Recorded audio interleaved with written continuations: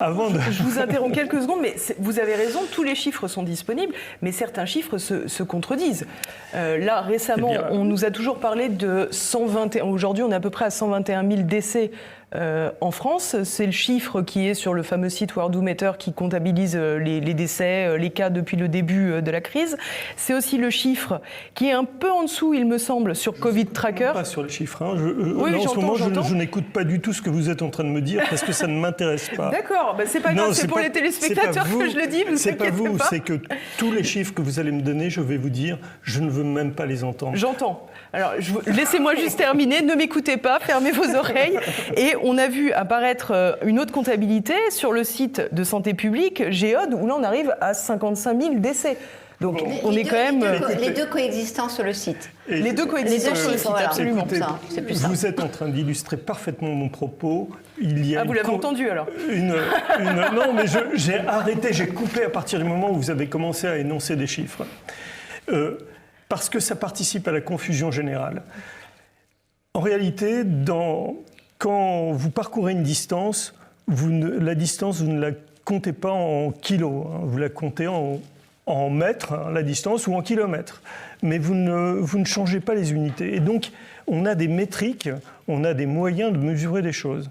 Ces moyens de mesurer les choses, je vais vous les donner, hein, parce que ça fait 40 ans qu'on utilise, en tout cas moi 30 ans que j'utilise les mêmes métriques, et subitement, à l'occasion de cette crise, c'était terminé, on n'utilisait plus les bonnes choses. Donc, pour essayer de comprendre une épidémie, il faut s'appuyer sur ce que tout le monde utilise d'habitude, c'est-à-dire des incidences de malades ramenées à une population.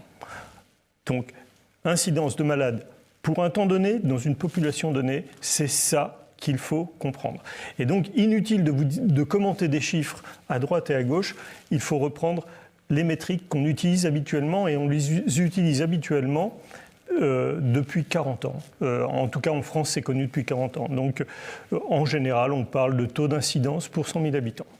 Alors, quand on regarde les taux d'incidence pour 100 000 habitants, des incidences de malades, bien, il suffit d'aller regarder sur ce qui habituellement nous donne ces chiffres-là. Et ce qui nous donne ces chiffres-là, c'est le réseau Sentinelle. Il a observé, tout à l'heure, on a parlé de la grippe, parce que la grippe, c'est une pathologie qui ressemble quelque part au Covid, et on pourra rentrer dans le détail pourquoi ça ressemble.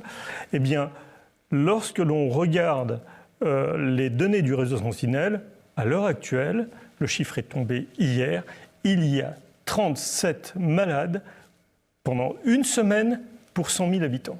Voilà. Alors, 37 malades en une semaine pour 100 000 habitants, c'est ça le chiffre actuel de l'épidémie. Alors, vous allez pouvoir me sortir tout un tas de chiffres, notamment des cas qui ne sont pas des malades. Ce sont juste des gens dans lesquels on a trouvé une trace d'un virus, mais ce ne sont pas des malades. Les seules données sur lesquelles on peut vraiment s'appuyer, ce sont les cas de malades relevés par des médecins dans le cadre de leur exercice. Et ça, c'est 37 malades en une semaine pour 100 000 habitants. Après, il y a bien sûr des malades qui vont à l'hôpital. C'est combien le chiffre ? C'est extrêmement faible. Alors là, je ne l'ai pas en tête parce qu'il faudrait que je regarde. Je n'ai pas tous les chiffres en tête, mais c'est beaucoup plus faible. Et ensuite, il y a toute une gradation dans la gravité. Il y a des malades, les gens qui vont à l'hôpital, les gens qui vont en soins intensifs et les gens qui meurent. Eh bien, c'est en décrescendo tout ça. Et donc, à partir de 37 malades, vous allez avoir peut-être 10 personnes qui vont aller à l'hôpital, 3 qui vont aller en soins intensifs et 1 qui meurt. Mais tout ça, c'est en une semaine pour 100 000 habitants. 100 000 habitants, c'est une immense ville. On n'imagine même pas ce que ça représente. C'est une grande ville, en tout cas. C'est une ville comme Avignon ou Nancy. Mais Voilà. alors, là, on est d'accord que vous nous parlez des chiffres actuels. Mais oui, il y a quand même eu un moment où ce n'était pas un taux d'incidence avec 37 pour 100 000. Alors, au maximum, pendant toute la période, depuis mars, on va dire qu'en France, les premiers cas sont arrivés le 7 mars 2020, officiellement. Premiers cas. Les premiers cas que l'on a vus à l'hôpital, en fait. depuis le 7 mars jusqu'à maintenant, la plus haute incidence hebdomadaire pour 100 000 habitants, ça a été 140 malades pour 100 000 habitants. Alors, juste pour donner une échelle, parce que quand on dit ça, on se dit 140, c'est peut-être beaucoup. Personne ne peut le dire parce que c'est très abstrait.